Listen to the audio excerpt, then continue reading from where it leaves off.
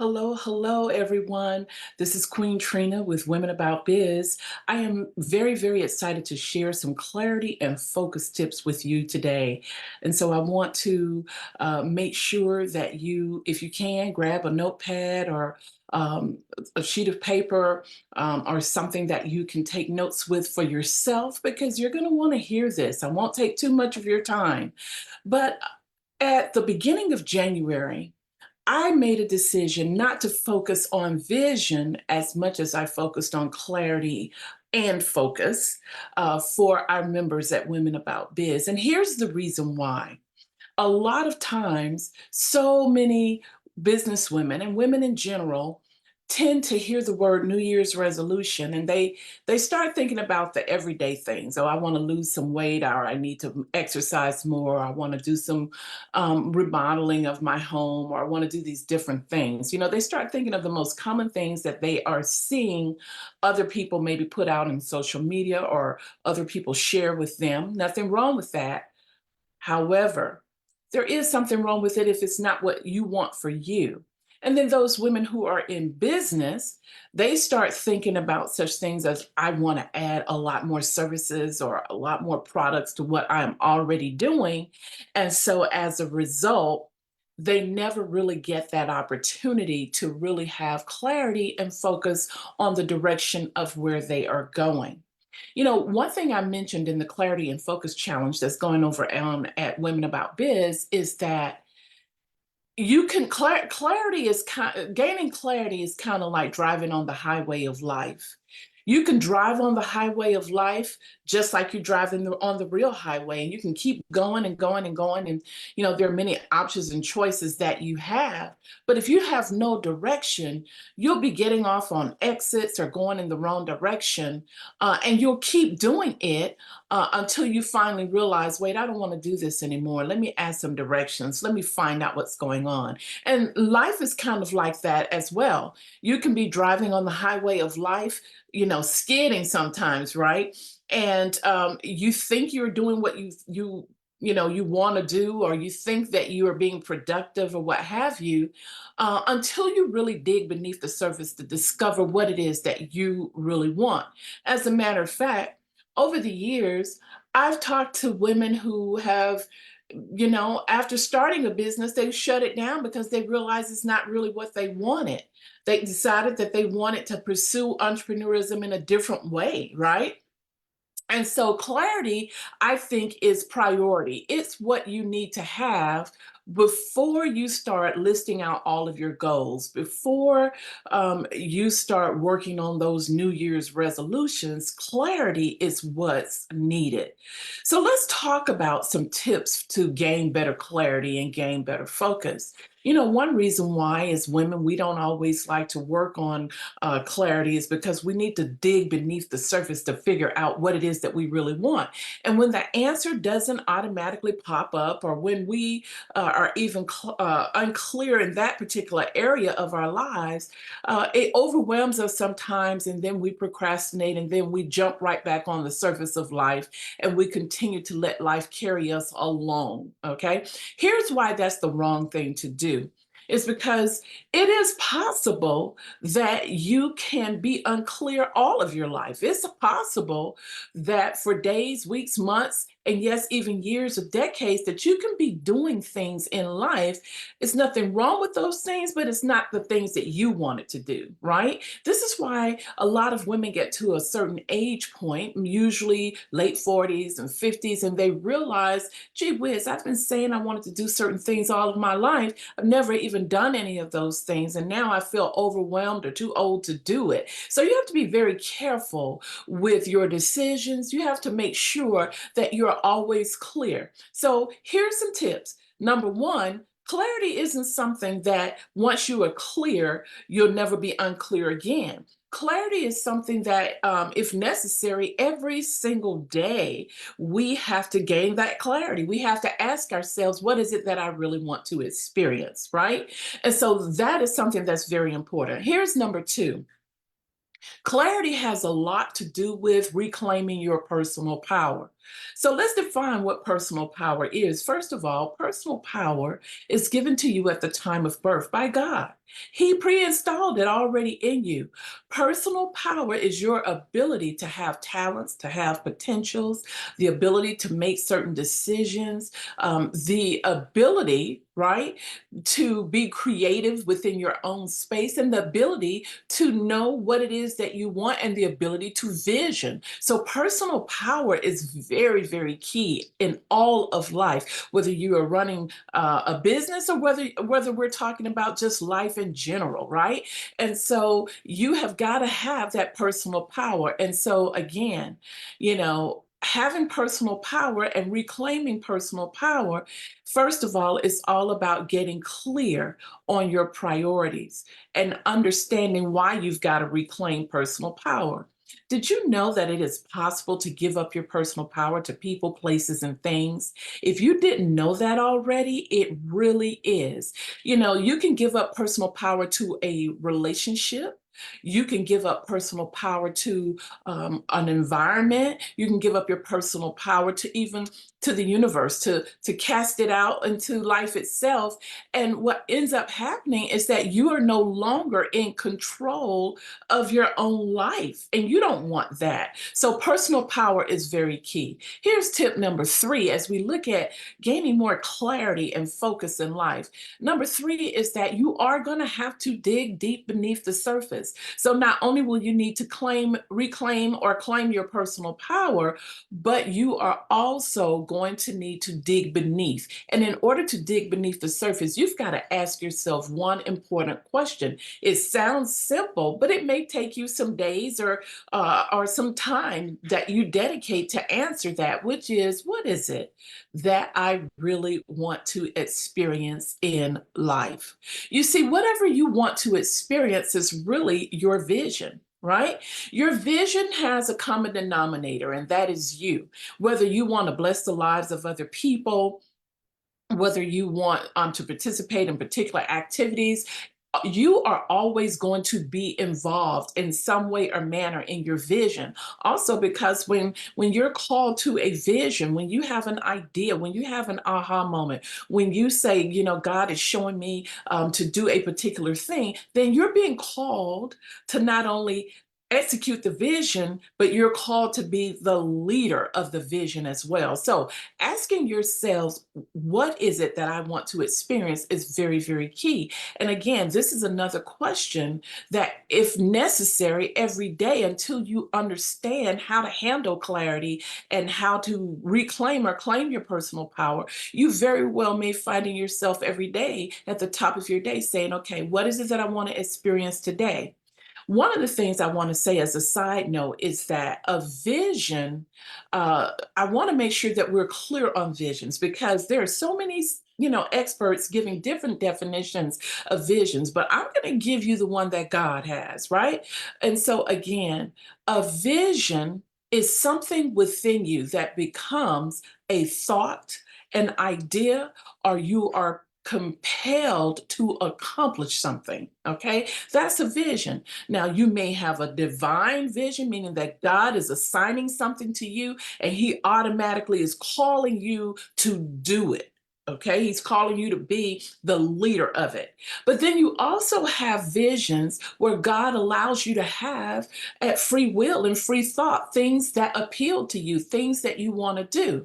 So oftentimes, a vision first doesn't become a vision until the thought process actually occurs. And so you can have a vision that lasts 1 hour, you can have a vision that lasts a day, a vision that lasts 2 days, you can have a longer term vision that might be cast out, 2 years, 3 years, or 5 years, or even just a quarter or 30 days long. Okay, so the point is that your vision is what you say it is. The time frame, you get to choose it and say when this vision is happening. For example, I can wake up on a morning and say, you know what? I've had this same stack of clothes sitting here for a long time. And what I envision is a really nice, clean room. And I want to reorganize my furniture a little bit, take those clothes to donate. And then what I want to do is I want to be able to enjoy myself in a clean, clear space. And so I can close my eyes and I can see the room. And I want to do that within this next 2 hours.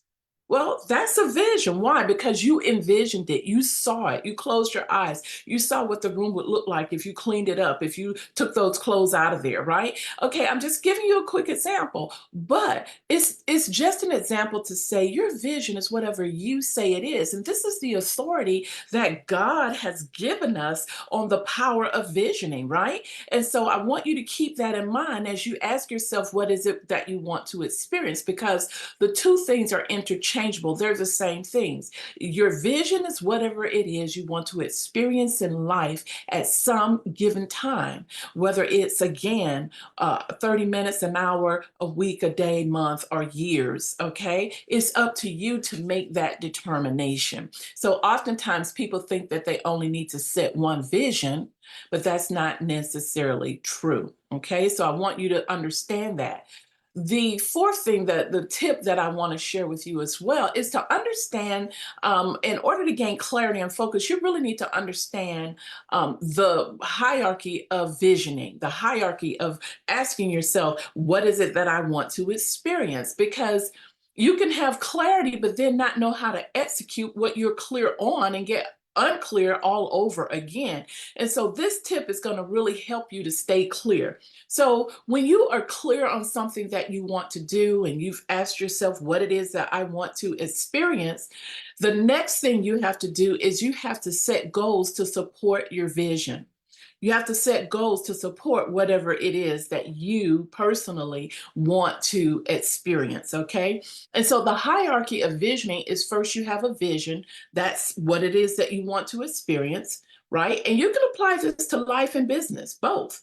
And then after you identify what it is that you want to experience, that becomes your vision. Now you're getting ready to apply the system to it so that it can be accomplished. Now you're getting ready to set goals with an S, because normally multiple goals are needed in order to accomplish a vision. So now you're getting ready to set goals to your vision. Okay.